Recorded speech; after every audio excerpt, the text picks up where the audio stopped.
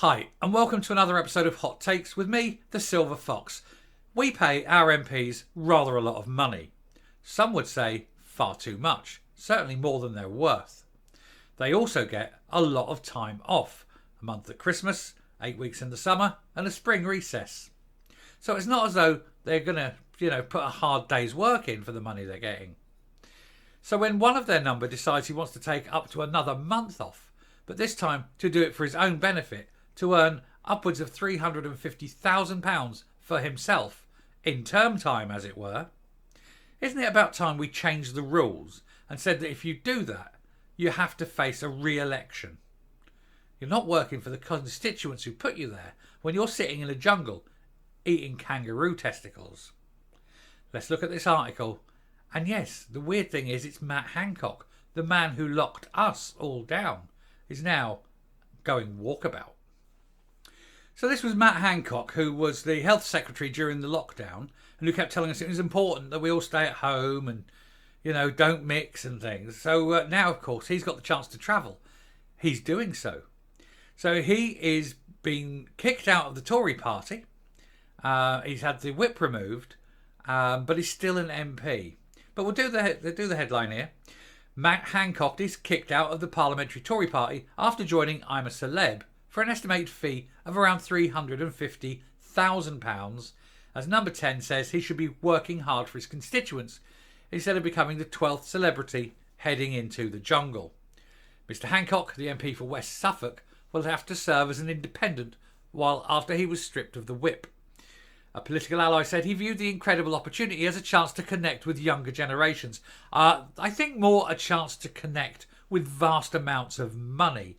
He knows he will not be, earning. He won't be a minister anymore. He won't get the uplift in salary for being a minister. So he'll have to make do on the 68,000 a year as an MP. But so he's got a chance here of earning a lot of money very quickly. And so he's taking it because, of course, he is. He doesn't need to worry about his constituents because he doesn't care about them.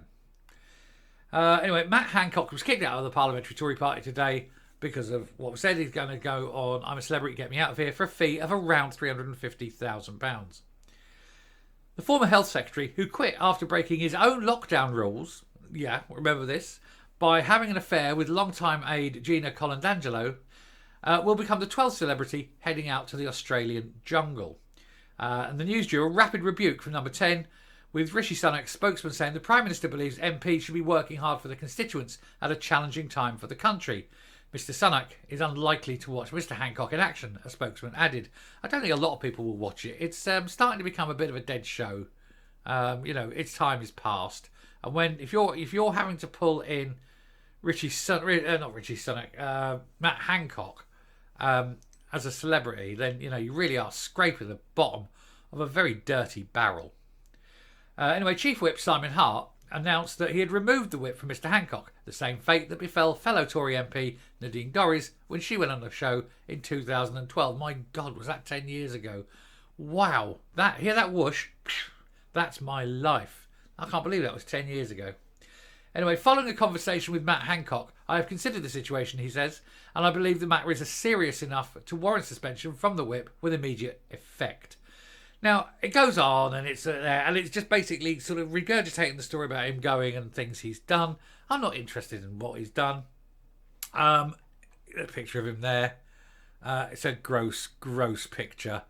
Oh, good Lord.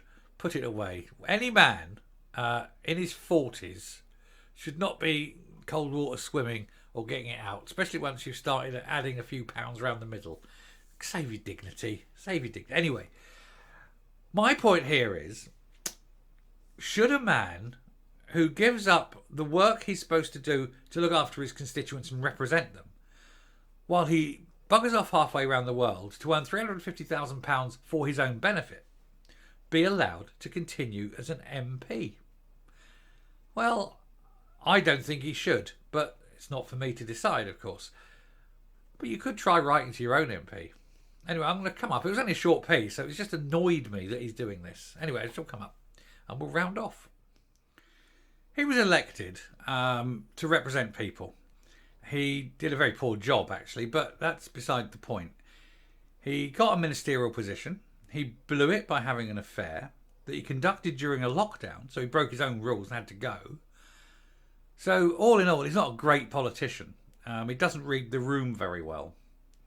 But then to sit there and say, yeah, I'll come to the jungle. I'll do all those stupid things. And I'll do it for a vast amount of money because I know that I'm not going to earn that kind of money again because nobody can trust me and nobody can believe a word I say. So I'm probably not going to get much of a job outside of Parliament and I'm never going to get promoted within Parliament again. So I see why he's done it and I completely understand why he's done it. But if he wants to make that decision and go to the jungle and earn that £350,000, then he has to say, right, that's fine. I'm going to do that. I'm going to stop representing my constituents. I won't draw my parliamentary salary while I'm there. That could be one argument. But I would say that if you're not prepared to do the job you've been elected into office to do, and your constituents now have zero representation in Parliament, that is a matter of trust. And on that matter, you should quit. You should absolutely quit your role. You say, right, I'm doing this. I'm just going to stop being an MP and have a by-election and let someone else have a go because you obviously don't want to do the job. You think going off and earning vast amounts of money for yourself is more important than representing your constituents. And that's fine if that's what you believe. But you must resign. I think it's a resignation matter. I think Nadine Dorries, who did it 10 years ago amazingly, I think she should have been, she should have resigned. I think at the time, if she didn't resign and that was the rules should have changed at the time. That if you're not prepared to represent your constituents, you are not prepared to be an MP. You have to quit. It would stop this sort of thing happening again. Now, what do we think of Matt Hancock himself? I'm not going to get into a personal attack on him, but purely from a professional point of view, he's a hypocrite. He's a liar. He's very, very, how can we put it, untrustworthy. I don't think he's good MP material. And let's hope that whenever the next election is, the people in his constituency decide that, yeah, he's not very good MP material and give him the big heave-ho. That'd be fun, wouldn't it? And he can sit back and reminisce on all those weird things he was eating as he looks at his pile of cash.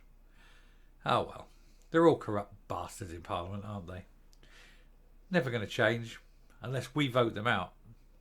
Anyway, thanks for listening. If you like what you hear and see on the channel, please hit the subscribe button if you haven't already. Ring the bell for notification of future output. Leave a like, leave a comment, please share the video. And until next time, stay safe, stay well. Don't believe a politician when he says he's going to work hard for you. And goodbye.